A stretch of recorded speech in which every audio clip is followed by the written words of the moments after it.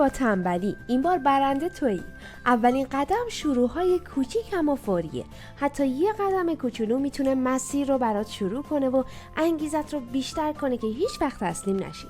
دومین قدم برنامه ریزی و زمان بندیه. وقتی کارات رو مشخص کنی دیگه انگار به خودت یه تکلیف دادی که باید انجامش بدی. البته ذهنت اینطوری فکر میکنه. قدم سوم اما انرژی و ذهن مثبته. یادت باشه کسی با آهنگ غمگین و فاز دپرشن قرار نیست آدم با انگیزه‌ای بشه. پس با افکار شاد و مثبت خودت رو شارژ نگه دار. اما پله آخر پاداش و پیگیریه.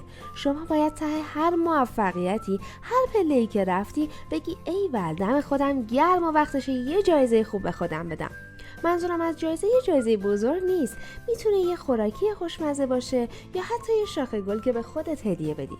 ممنون میشم ویدیو رو لایک کنی و اگر از راهکارها خوشت اومد چنل رو سابسکرایب کنی و زنگوله رو فشار بدی.